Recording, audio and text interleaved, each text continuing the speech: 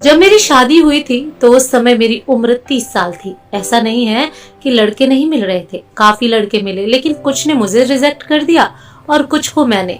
30 की उम्र होते होते जवानी भी ढलने लगी थी और किसी भी कीमत में कोई लड़का शादी करता तो उसकी उम्र 30 साल से ज्यादा होती। बनारस के अच्छे परिवार में शादी हुई। मेरे पति पढ़े लिखे और एक स्कूल में टीचर थे। हमारे बीच प्यार था। उनका पढ़ा लिखा होना और मेरा सिर्फ 12वीं पास होना कभी हमारे बीच नहीं आया।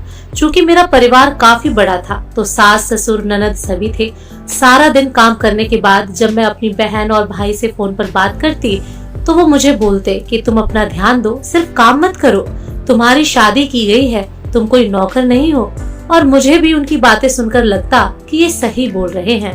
ये सिलसिला 1-2 महीने चला और उसके बाद अचानक से मेरे पति घर पर आते और बोलते कि अपनी बहन और भाई से कम बात किया करो। मैंने बोला क्यों, क्या हो गया ऐसा? इस पर वो कुछ नहीं बोले। लेकिन जब वो स्कूल जाते तो अब मैं रात की जगह दोपहर में ही उनसे बातें करती। 4-5 दिन बाद वो फिर से मुझे मना किए और इस बार कहा कि ये घर तुम्हारा है, तुम्हें जैसे रहना है रहो, लेकिन किसी बाहरी का इंटरफेयर मुझे बर्दाश्त नहीं रहेगा।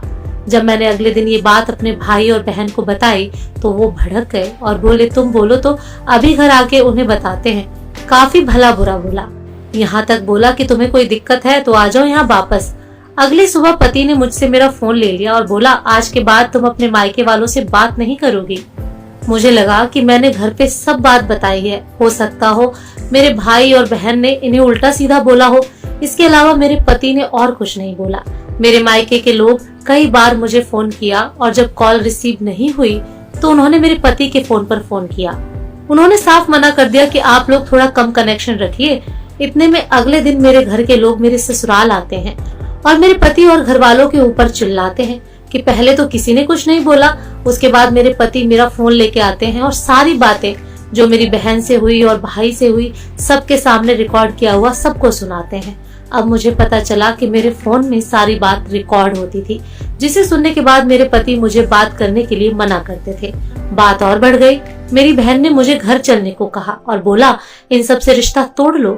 मेरे पति ने बोला ये घर तुम्हारा है, लेकिन मैं तुम्हें जबरदस्ती नहीं रोकूंगा। ये फैसला तुम खुद करो, तुम्हें हमारे यहाँ रहना है या अपने मायके वापस जाना है। बस ये याद रखना, अगर यहाँ रहना है तो अपने मायके वालों से रिश्ता तोड़ना होगा और अगर मायके जाना है तो मुझसे रिश्ता तोड़ना होगा। मेरे भाई ने बोला ऐसे परिवार में रहना जेल में बंद होने जैसा, तुम हमारे साथ चलो, इससे अच्छे घर में तुम्हारी शादी होगी। मुझे भी लगा अभी सिर्फ 6 महीना हुआ और ये स्थिति है, आगे पता नहीं क्या होगा। मैं अपनी बहन और भाई के साथ मायके वापस आ गई। कुछ समय बाद उन्होंने तलाक के लिए अर्जी दी। मैं अंदर से डर गई और सोचा एक बार फिर से मौका दिया जाए, लेकिन तभी मेरी बहनों ने मुझे मना कर दिया और तलाक के साथ ये मांग रखने को कहा कि शादी में लगे सारे गहने दें और जो पैसे खर्च हुए हैं वो दें। मेरे पति ने तुरंत ही शादी के सारे गहने दिए, साथ में एंगेजमेंट की रिंग भी लौटा दी और 2 सप्ताह में जितने पैसे खर्च हुए थे उससे ज्यादा लौटा दिए और तलाक का प्रोसेस शुरू हुआ और हमारा तलाक हो गया। उसके 2 साल बाद उनकी दूसरी शादी हो गई और अब वो अपनी जिंदगी में आगे बढ़ गए हैं। इस बात को हुए 10 साल का समय बीत गया और मेरी उम्र 40 साल हो गई। मेरे पति ने कभी मुझसे ऊंची आवाज में बात नहीं की, ना ही किसी और चीज की कमी होने दी। आज पीछे मुड़कर देखती हूँ तो लगता है कि मेरी बहन और मेरे भाई मुझे गलत बातें सिखाते थे। मेरे पति मुझसे बस ये उम्मीद रखते थे कि मैं घर तोड़ने का काम ना करूं। आखिरी बार भी उन्होंने मुझे ऑफर दिया था, लेकिन मैंने अपनी मूर्खता से उसे ठुकराकर उनके आत्मसम्मान को ठेस पहुंचा दी थी। तभी शादी के पैसे और गहने सब कुछ वो तुरंत वापस कर दिए।